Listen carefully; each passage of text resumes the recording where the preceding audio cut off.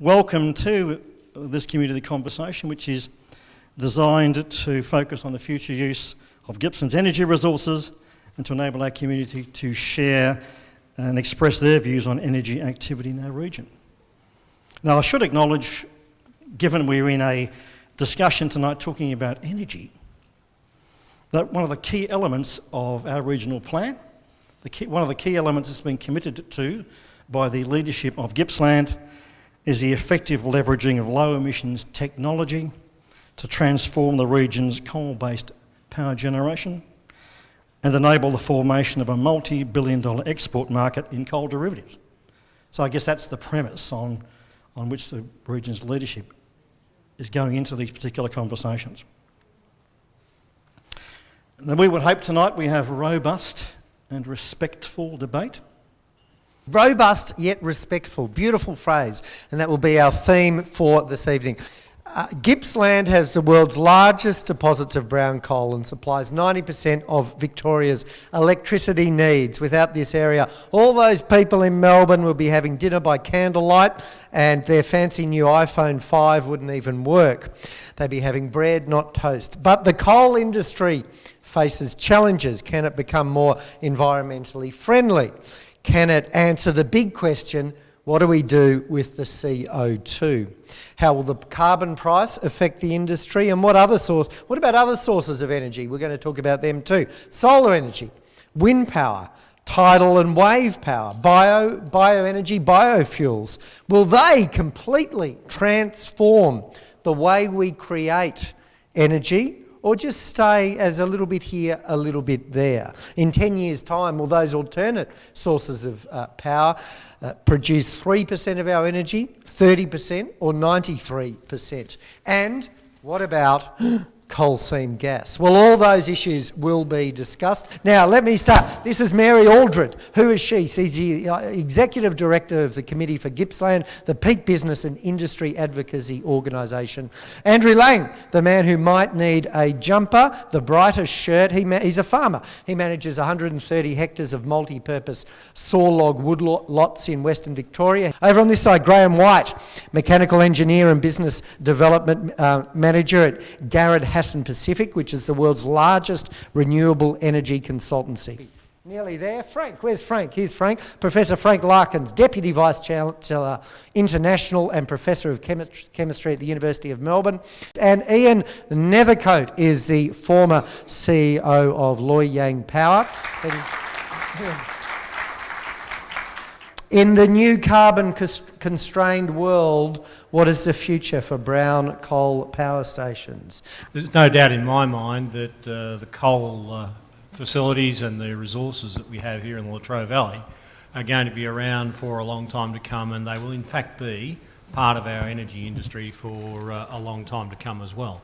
That doesn't necessarily mean that they're going to be continued to use them in the same way, and in fact I think there will be a lot of changes that will come about. But if we think about the quantity of energy that we've actually got here in the Latrobe Valley, and many people will have heard comments before about the energy that exists in the Northwest Shelf, for example. Lots of gas, lots of energy, and we export that to all sorts of different locations. Well, just to put that in some perspective for you, the energy content that's in the brown coal here in the Latrobe Valley is about 3 times that. So it's a massive resource, and it's one that because of its size, because of its cost and the ease of availability, it's not going to be left there. The economics of it are just not going to allow that to occur. So how's the industry going to change? So there's going to be a lot of things that will take place, and I think we're seeing some of that through R&D activity. It's certainly very costly, and we haven't got it to a point where a lot of those things are necessarily commercial. But need is always the start of innovation, and that's what we're actually starting to see here. And there's no doubt that if you start to look at all of the new technologies, it doesn't matter whether it's all the renewables or not, there is still going to be a mix of this that's required, and I'll talk about a bit more of that perhaps a little bit later on. But part of the issue that we face is not only innovation, but there'll be a change in skill mix that's going to be required. There'll be a what change. sort of a change? We'll actually see, I believe anyway, move to a much greater emphasis on petrochemical activities. And therefore universities, education, etc. is going to have to keep pace or make those changes before we get there. Mary, how reliant are jobs and businesses in the Latrobe, both directly and indirectly, on the coal industry? Hugely, James. For the Latrobe Valley, it's hugely important. We've got about 50 member businesses, and certainly from the energy sector, but also from manufacturing, tourism operators, transport operators, food production and agribusiness, and all of these businesses to be able to develop, grow jobs and continue to thrive and contribute back to this region depend very significantly on the availability of affordable, reliable electricity, particularly the manufacturing sector, to take one example in point. Frank, you can tell us a bit about the Carbon Net program via which we're investigating the potential to capture carbon dioxide emitted by coal stations and compress it and store it underground. Now, what are we up to on that, and when is it realistically going to make a big difference to the industry? Well, James, as you've heard colleagues say, I mean, it is a wonderful resource, and there is a determination, I believe, not to see it become a stranded asset. But the major limitation, as we all know, is that any process that's going to take brown coal and convert it to chemicals or electricity will generate, and does, a lot of carbon dioxide.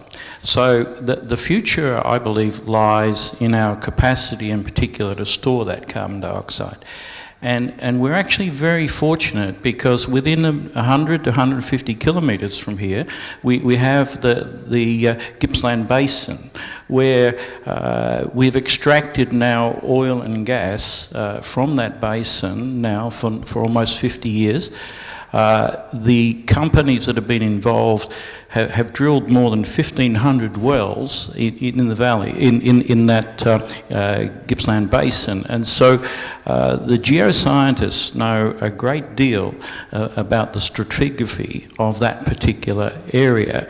And that has motivated, in particular, the state and federal government at this point in time to undertake a very extensive research, development, proving study that there is the capacity there to store the carbon dioxide. And that process, which is called Carbon Net, there's $100 million being committed to essentially prove that we have storage capacity that will sequester the carbon dioxide for a long period of time. And whether there's an acceptance in the renewables community or the renewables industry that baseload power is an issue that needs to be addressed by things like coal or not?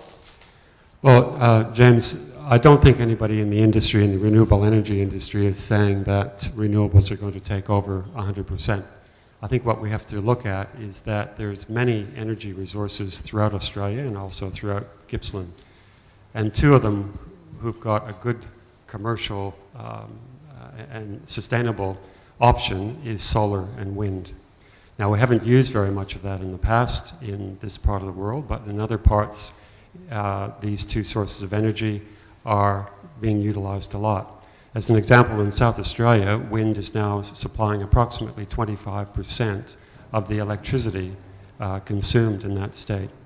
That's similar in Denmark, and there's a couple of other areas and markets in the world. So we're not suggesting that we're going to do away with coal or other fossil fuels, but we can augment that and supplement it with some renewables such as solar and wind.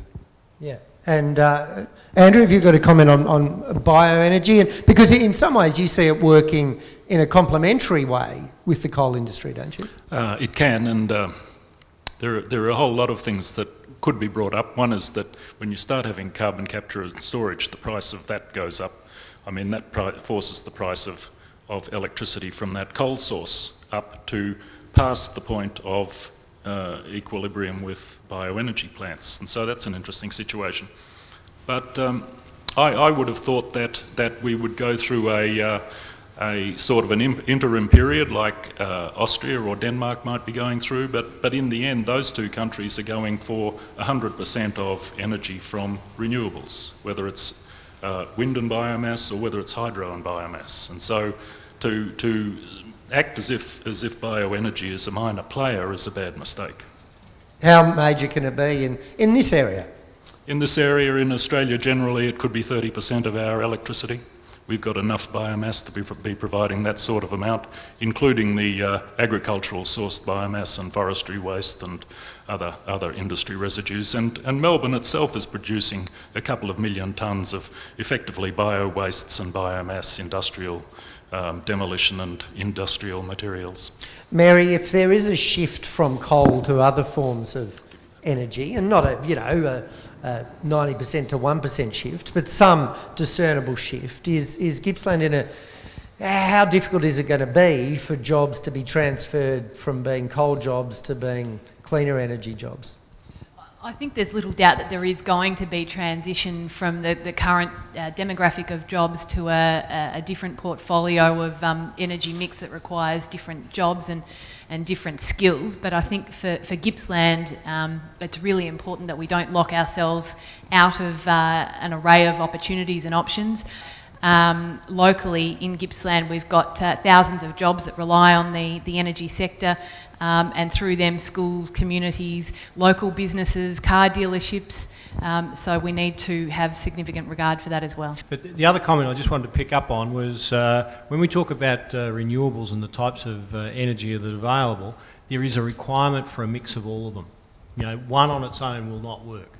And in fact, the comment about the amount of wind that we have in South Australia, for example, it probably went a little bit too far, because they had to put legislation in to start to look at when you actually bring a thermal plant on if the wind was to stop blowing. Because basically if it stops then, and the thermal plants weren't there, there would be a shortage. And the only way they get through it is by actually now putting things in place to say 4 or 5 hours, if there's a projection of no wind, thermals must start to take that up. Graham, any comment on that? Do you broadly agree with that? Or? Well, there has to be a mix and there has to be controls on all the generators. To date, there hasn't been any additional investment in generation because of renewables. Most of the investment in generation has been going in to cater for summertime air conditioning load. And that's one of the major drivers of the increase in prices over the last couple of years, as well as an investment in the distribution systems, which have not been kept up over the last couple of decades. Yeah, look, I think one of the things that people need to be very much aware of is that there is an increase in cost to augment our system with some of these new energy supplies. And if we look at wind and solar and things of that nature, and as I said before, there is a place for them to be there, so I'm not saying no, but they are all in locations where there's no transmission asset. And in fact, the augmentation of that is costing hundreds and hundreds of millions of dollars to put in place at the moment. And that is actually being paid for by you and everybody else by way of network charges, etc. Let's move on to coal seam gas. Now, I immediately saw a lot of people lean forward. There will be an opportunity for questions. Don't you worry, we want to hear them all. But Frank, as someone who's, well, you work for a university, you work as Chief Scientist Energy for the Victorian Department of Primary Industry. So can you just briefly explain what it does, how it works? Our coals, as we know it of today, are the ones that are being mined, and as you can see, there's only 20 metres or so of overburden in some places, that they're very young, and the emissions of methane from those is basically negligible. And so if you're going to find methane in coal bed seams in Victoria, they're going to have to be very deep indeed. And so at the moment we don't have a proven resource. Yes, it's true that a government, and the previous government as well, issued exploration licences for people to try to establish, if they're prepared to make the investment, as to whether there is coal bed methane. To date, as I'm aware, very little has been found. Furthermore, the present government has said, look, we're not very sure, even if you find it, that we're going to allow you to tap it. And so there is a moratorium on at the present time in Victoria. And as I read the Minister's statement, what has been stated is that the Federal Minister, Minister Burke, has established an independent scientific expert committee, which is principally looking at New South Wales and Queensland. The expectation is that they'll put in place some clear guidelines, and essentially the Victorian government says we want to see those guidelines before we make any decisions about any possible mining of coal seam gas, even if it exists in this state. And is it fair to say or not, when you say we don't know, that particularly with fracking, we also don't really know the effect it might have on water supplies, underground water supplies, but a particular concern for farmers who use bore water? Yes, and that's a central issue. And it's one in New South Wales and Queensland's been very prominent, and I think it's the reason why the Victorian government has put a moratorium here, has said, let's wait and see what national guidelines come out and see whether, in fact, they're appropriate for Victoria or not. So I think people are right to be concerned, but we don't have enough information at this point in time to make any definitive statements in that particular area. Andrew. Just received this from our federal government yesterday. It's the Federal Energy White Paper. It's worth sending off. They said they had limited numbers, but they did have one for me, and there is a map here that's saying coal seam gas. The federal government thinks we've got coal seam gas in Victoria and the Gippsland Basin somewhere between 10 to 25 petajoules. So that's a concern if it just is a matter of, as you say, the licensing process.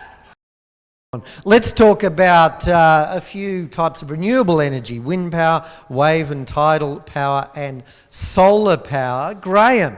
Now, renewable energy sounds great, doesn't it? Sounds great. It's free, it's renewable, use it today, and there it is again tomorrow. Fantastic. How big a contribution can those three sources of energy make to baseload power? Well, in the mixed, certainly solar and wind could make a contribution of 50% without really changing the system all that much. Oh, you twitched then. I saw you twitch when he said 50.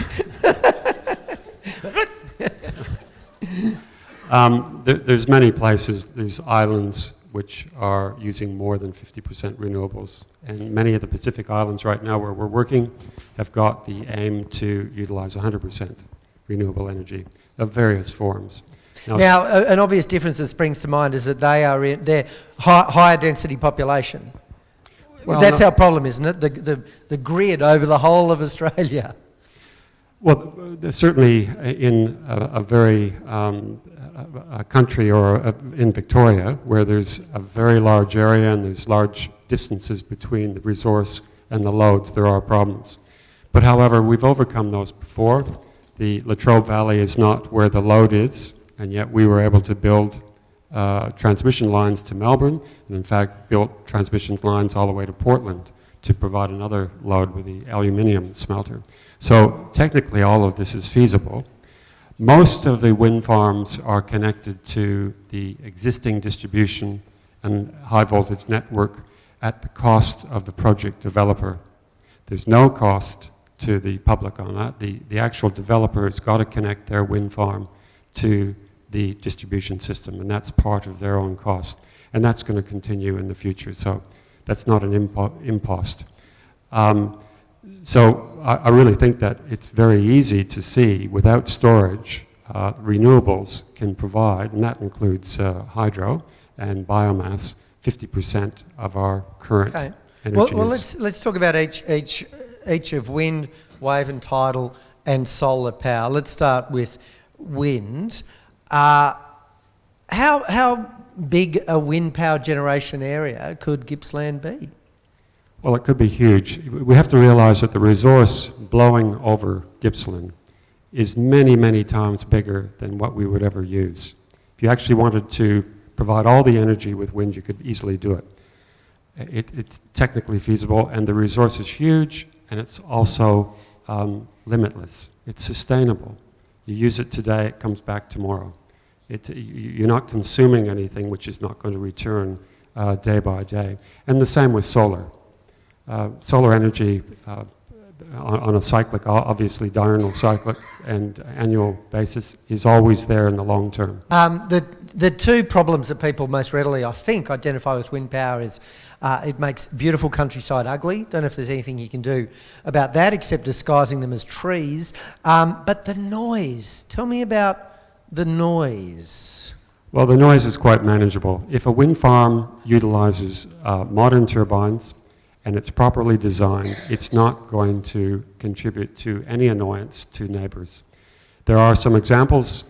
One particular example in Victoria, which wasn't done very well, and that's really not a very good example of a wind farm. Now, that's recognised from someone who's an insider in the industry, that somewhere in this area there were wind farms that were built, too close to houses? There were some turbines which were too close to houses. And were they too noisy, or were they just too close to houses? They were just too close. How far away do they need to be from houses so you can't hear as a it? general rule, probably 1 kilometre. And if they're beyond 1 kilometre, you're not going to hear them. Maybe 1% of the time you'd hear them, and that would be it. James, yes. Victorian government has a policy that wind turbines cannot be built within 2 kilometres of any house without the approval of all the residents within that region. And so is there now a movement, I suppose? Is it becoming economic? Is there a movement to get on board with this? You know, are people lining up to build as many of these wind power, to generate as much wind power as they can because of all the advantages that you've outlined? Well, it depends on what market you're looking at. Wind now is the largest investment sink for money in electricity generation in the world. That's the largest investment, more than anything else right now. In Victoria, there'll probably be no new developments because of the 2 kilometre rule. Developers are just you can't find enough locations to put wind farms anymore. There's just too many houses, even in the countryside. There'll be very few areas. There may be a few areas in the far west of the state, but that'll be the only spot. So, Andrew. I'm out in the Western District where there are planned wind farms from Geelong through to basically the South Australian border. Not too far from me, and it's a terrible prospect. It's bad enough having this accursed power line go from Latrobe Valley to Portland through our part of the world. We have to look at the damn thing every day. But the trouble is, as the modern wind turbines are getting bigger capacity, they're getting higher and they're getting up around 150, 200 metres, and that's the top of the blade swept area. And so they are a major part of the landscape. But at the same time, I find it hard to believe the 2 kilometre from housing is the reason for them not being able to be built. There's any amount of country which is more than 2 kilometres from the nearest house, and it's really all of the other factors that are starting to generate in local opposition. And one of our local farmers who had a Brolga sanctuary on his farm objected to one near Darlington. His shearing shed was burnt down, his tractor tyres were spiked, he was threatened with death, but the worst thing was that 14 Brolgas were shot. So all sorts of things happen to split communities, and it's not necessarily because of any rational thinking. The same thing has happened in the past with other causes. So it's terrible to see the division in communities. I just wanted to put a couple of facts on the table in terms of wind generation as well.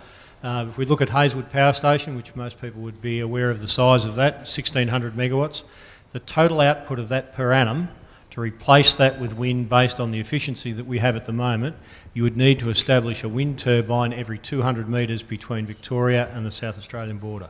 Another great example of where policy and investment certainty is really important, whether it's wind or other forms of energy. Just give you a quick example on wind development. In the Western District, a wind farm was knocked on the head because of a numerically rare wedge-tailed eagle that it posed a risk too. And yet over in this area in South Gippsland, it's been back and forth, this development, but originally that was proceeded with, even though there was evidence that a critically endangered bird that was through its migratory flight path. So it's an inconsistency of application on rules and regulations, and I think the important point to remember is rules, regulations and policy planning frameworks need to be applied across the board in a consistent way.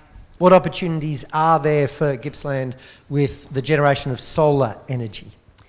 Well, it's also renewable, and there's a lot of it. It's probably limited to the retail market, in other words, to houses and buildings. We probably don't have enough solar energy here to put up a solar plant, a large plant. I think the first place in Victoria that they're going to go is in the Mildura area. However, So what do you look for? Cloud-free days a year? Cloud-free days, that's right. And it's much better as you go inland, so Mildura is the place to go. But individual householders can, of course, reduce their Don't go to Melbourne. supply, what they purchase by putting in PV. However, there's been a few policy changes in the last year. First of all, the feed-in tariff has been basically abolished. So instead of having a premium price put on your energy, you get 8 cents per kilowatt hour, of which might get exported to your neighbor and it's sold for 30 by the distributor. And also the multiplier for the RECs has just gone, is going to be going to 1. So a lot of the incentives which have existed in the past are basically dissolving away. Apparently down the road there's a beach that's 90 miles long. Now, if that isn't an opportunity for tidal and wave power, I don't know what is. How are we going with that, Graham? Well, unfortunately, with the direction of waves and the coastline, the actual wave energy along the Gippsland coast is not nearly as large as it is, say, in the west of Victoria. So if wave is going to be looked at, it's not going to be along the Gippsland coast. As far as tidal, I don't think the tides are high enough, from what I understand. Shall we move on to Andrew and biomass? Just give us a quick guide as to how it works first. Okay, a quick guy. Bioenergy is what we all basically lived on until maybe 1900. Basically, firewood, wood of every sort. During the Second World War, charcoal gasifiers were driving every commercial vehicle around. It's originally from the sun, so it's stored solar energy in plants, in trees, in animals, in the dead or defecation products of all of those things, and so all we're using is in the origin of solar energy. And how do you liberate it? And so if I was driving south from, say, Copenhagen at the moment, to put it like that, I'd be passing straw-fired power plants, okay? A straw-fired power plant of 10 megawatts, taking 40,000 tonnes a year of straw in big square bales from the surrounding 20 or 30 kilometre radius, producing that much electricity, enough for 10,000, 11, 15,000 And what do you households. do with them? That electricity goes into the grid, the heat is used But for how industry. how do you actually create the energy? What do you do with It's straw just bales? going into a furnace. It's no different to brown coal going into a furnace. So or what about black coal. emissions?